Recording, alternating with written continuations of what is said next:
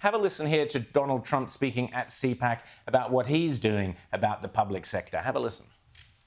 The fraudsters, liars, cheaters, globalists, and deep state bureaucrats are being sent packing. The illegal alien criminals are being sent home. We're draining the swamp and we're restoring government by the people, for the people. For years, Washington was controlled by a sinister group of radical left Marxists, warmongers, and corrupt special interests who drained our wealth, attacked our liberties, obliterated our borders, and sucked our country dry. Not any longer.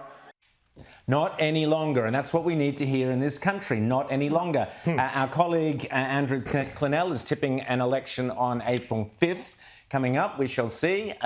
But if it is, can we please use the opportunity to get rid of what Donald Trump describes as fraudsters, Marxists, and all the other clowns that currently run our government?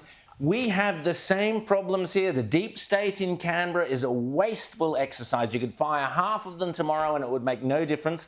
Angus Taylor is committed to firing 36,000 public servants. Good. That's the mob that Albanese has brought in. But we've got to go much, much further. We've got to restore investment and industry to this country. We've got to bring that money back in. $3 trillion Donald Trump has got going into the States. Where's our money, Rita? You overestimate the calibre and courage of our politicians. I'm sorry to be a downer, but I just don't think, even if you have a coalition government come in, of course, some of that waste will be addressed, but I think it will be a fraction of what's actually happening. Because we just sadly do not have the politicians who've got the courage to tackle the bureaucracy. And it's the bureaucracy who often run the show, regardless of who's in power. And you only have to look at the ABC. Do you think that Donald Trump would be putting $1 billion plus into the ABC to just churn out leftist activist crap? He would have cancelled that. That contract would have been cancelled, bang. But the coalition aren't even contemplating it because they are terrified of backlash from people who will never vote for them in the first place. Exactly. James, I want to ask you about, talking about fraudsters and grifters and all the rest of our government.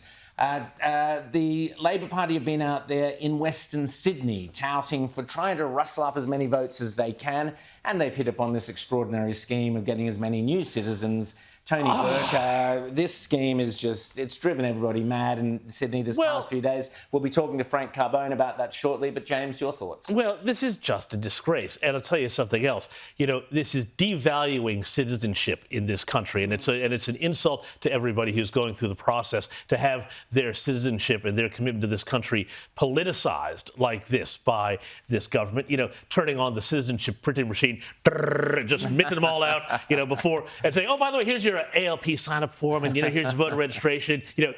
Don't forget who rushed that through for you. I mean, that's a disgrace too. But again, history matters with this mob. History matters with this mob. Remember, the first thing that this government did, one of the first things when they came into power, was to say, hey, we don't do citizenship ceremonies on Australia Day anymore. We don't have to do that anymore. Councils have a choice. And they're trying to de-link citizenship from Australia Day and all of that. And suddenly they're playing politics there, and they're playing politics with it again. And it all comes down to this incredible ethnic politics that we have been seeing. It's been playing out since October 7th. It's trying to get these Western Sydney seats with a big Muslim population on board with them when they're under threat from Muslim votes and a lot of other independents. And we'll talk to Frank Carbone about that a bit later on. But it is just disgraceful what they're doing, Rita.